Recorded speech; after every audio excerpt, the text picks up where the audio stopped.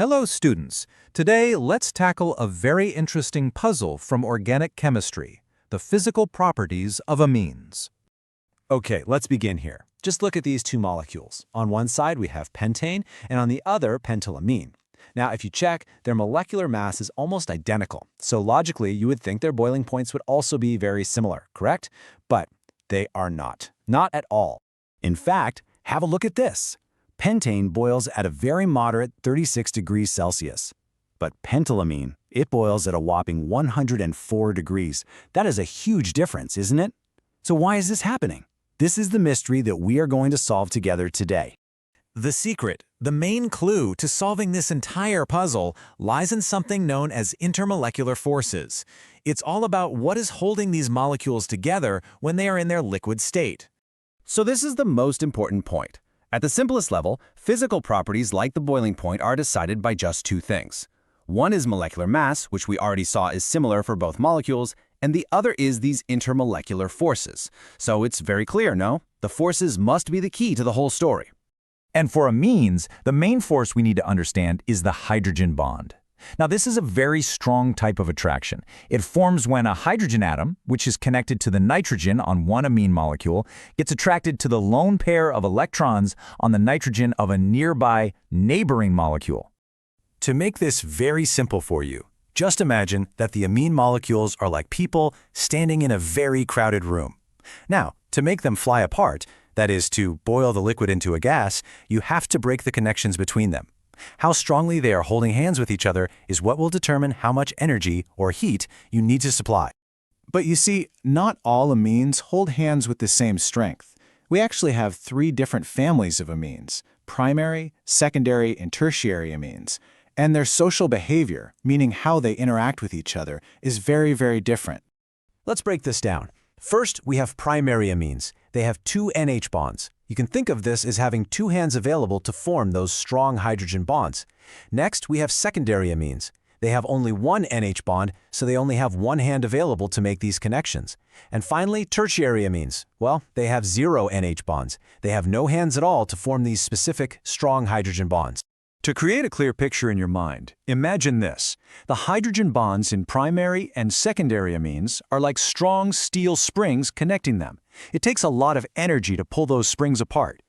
Tertiary amines, on the other hand, are connected by very weak forces called van der Waals forces. You can think of these like flimsy little rubber bands. So much easier to break, no? So this table just summarizes the final result for us. When we compare amines of a similar molecular mass, primary amines, which have the strongest hydrogen bonding, will have the highest boiling point. Secondary amines will be somewhere in the middle, and tertiary amines, because they cannot form these NH hydrogen bonds, will have the lowest boiling points. Now please pay very close attention. This is an extremely important point for your exams. A common mistake students make is that they look at a tertiary amine, they see that it has more alkyl groups, and they think, oh, it's bigger, it must be having the highest boiling point. But that is incorrect. You must always remember, it is the hydrogen bonding that is the deciding factor, so primary amines will always have higher boiling points than tertiary amines of a similar mass. Okay, so you might be thinking, Sir, why do we need to know all this? Well, this is not just textbook theory. Understanding these physical properties is absolutely crucial in the real world, from everyday lab work to creating life-saving medicines. You see, knowing about these intermolecular forces helps us to predict if an amine will be a liquid or a gas at room temperature. It explains why some amines can dissolve in water, which also depends on hydrogen bonding. It is essential for separating different amines in industrial processes, and, most importantly, it's critical for designing pharmaceutical drugs. For example, in the field of medicine, a drug's ability to dissolve in water, what we call its solubility, is directly connected to its hydrogen bonding capability. And this property doesn't just affect how the drug is made and purified, it also affects how it gets absorbed and how it functions inside the human body. So you see, this is a concept with very serious real-world applications. All right, let's do a quick recap of the entire concept. If you can just remember these three key takeaways, you will have completely mastered this topic.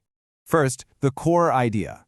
What is the single most important factor for an amine's boiling point? It is its ability to form hydrogen bonds. Simply put, more NH bonds means stronger hydrogen bonding, which means a higher boiling point.